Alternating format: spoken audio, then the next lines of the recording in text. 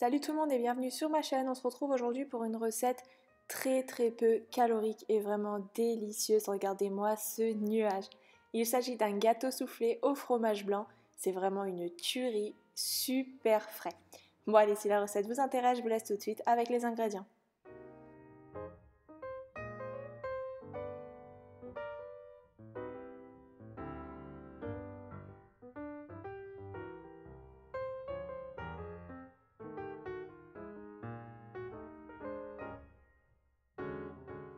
Pour commencer, on va venir séparer le blanc des jaunes d'œufs.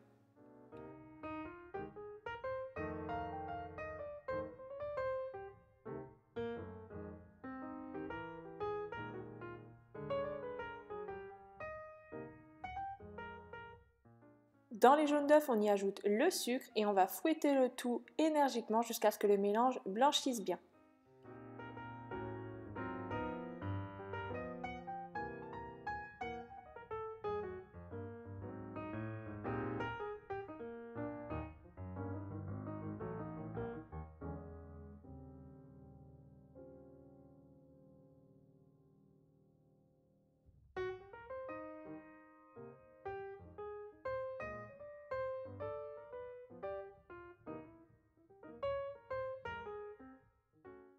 Quand c'est le cas, on y ajoute l'arôme de vanille et on mélange encore.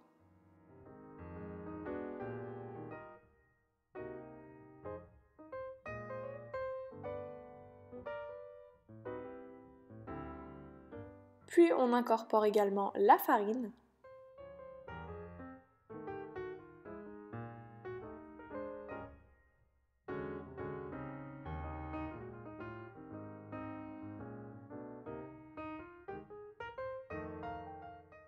On va obtenir un mélange très épais comme ici. On va venir détendre le tout en y ajoutant le fromage blanc.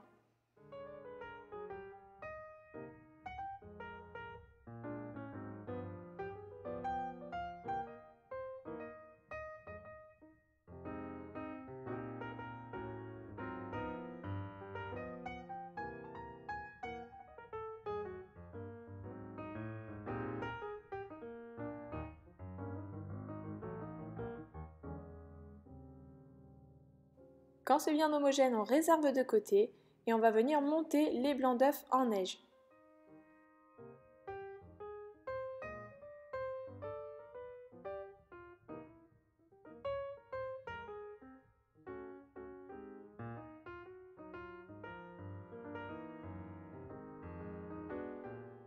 Pour détendre le mélange, on y ajoute un tiers des blancs en neige et on va l'incorporer très rapidement à la spatule.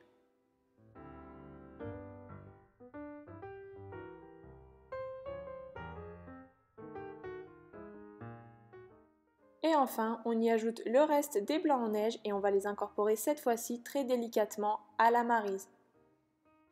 Attention à ne pas casser l'air, surtout sinon votre gâteau ne monterait pas.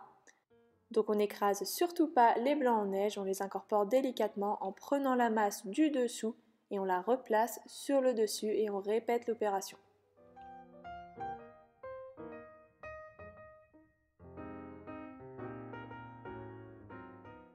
Quand c'est bien homogène comme ici, on va venir chemiser un moule. Moi j'utilise un moule à charnière, c'est beaucoup plus simple.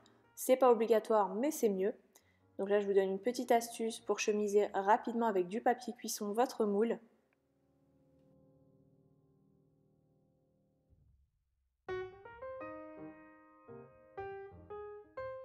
On beurre légèrement les bords de notre moule pour que le papier cuisson adhère bien.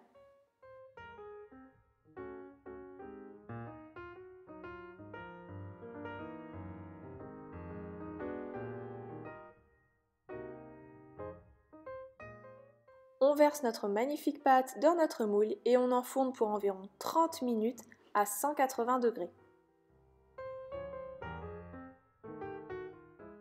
À la sortie du four, on le laisse totalement refroidir. Il a encore une texture de flan, c'est normal. Donc on le laisse refroidir environ 45 minutes avant de démouler. Quand il est bien refroidi, on va pouvoir le démouler. Ensuite, on le place minimum 2 heures au frais avant de déguster.